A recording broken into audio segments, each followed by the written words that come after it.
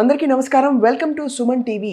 ఒకప్పుడు బిడ్డల్ని కనడం చాలా సులువైన పని కదా, అందరికీ తెలిసిన విషయం. ఒక్కొక్క ఇంట్లో 10 మంది పిల్లలు ఉండేవారు. ఆ తర్వాత కుటుంబ నియంత్రణ పేరుతో కొంత, మారుతున్న జీవన శైలి వల్ల మరికొంత పిల్లలు పుట్టడం ఇప్పుడు గగనం అయిపోయింది. అందుకే మనకి ఎక్కడ చూసినా కూడా IVF ఎక్స్పర్ట్స్ కనిపిస్తున్నారు. కానీ దాదాపు మనం మాట్లాడేది 25-26 సంవత్సరాల క్రితమే ఇన్ఫర్టిలిటీ అనే ఒక సమస్యని గుర్తించి గైనకాలజిస్ట్గా ఉన్న డాక్టర్ రత్న దూర్వాసులు గారు IVF స్పెషలిస్ట్గా మారాలని చెప్పి నిర్ణయించుకుని అప్పటి నుంచి ఇవాల్టి వరకు 150,000 మంది పేషెంట్లని కనీసం చూసుంటారు ఈ సమస్యతో బాధపడుతూ. అంటే పిల్లలు పుట్టక చాలా మదన పడిపోతున్న వాళ్ళు. అలాగే బహుశా ఆవిడ చేతుల మీదుగా ఆవిడ చేసిన ట్రీట్మెంట్ వల్ల ఎంతోమంది తల్లిదండ్రులు చాలా ఆత్మీయంగా ఆవిడని దీవించారు.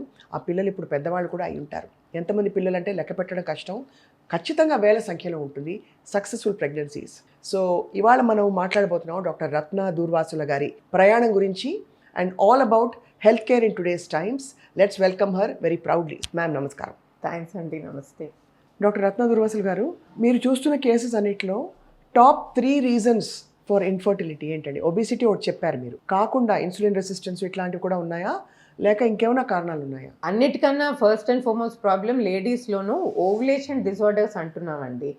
ఇప్పుడు ఓవులేషన్ టైంకి అయిపోతే 12th to 14th day of the cycle మీరు అన్నట్టు వాళ్ళకి కన్సీవ్మెంట్కి చాలా మటుకు ప్రాబ్లం ఉండదు. కానీ ఈ ఓవులేషన్ అనేది ఇట్స్ అ డెలికేట్ థింగ్. అది ఈస్ట్రోజన్ అండ్ ప్రొజెస్ట్రాన్ బ్యాలెన్స్ ఉండాలి, పక్క నుంచి థైరాయిడ్ హార్మోన్ మిగిలినవన్నీ సరిగ్గా ఉండాలి.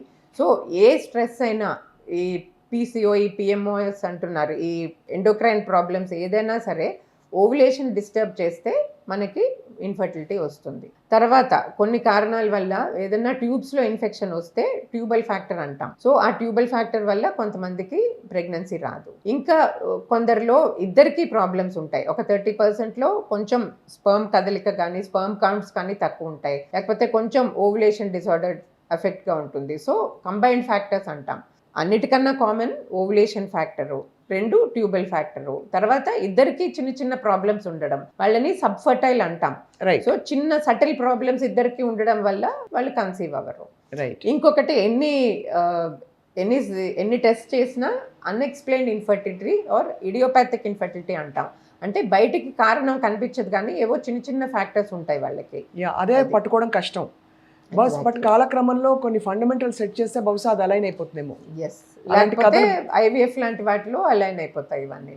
రైట్.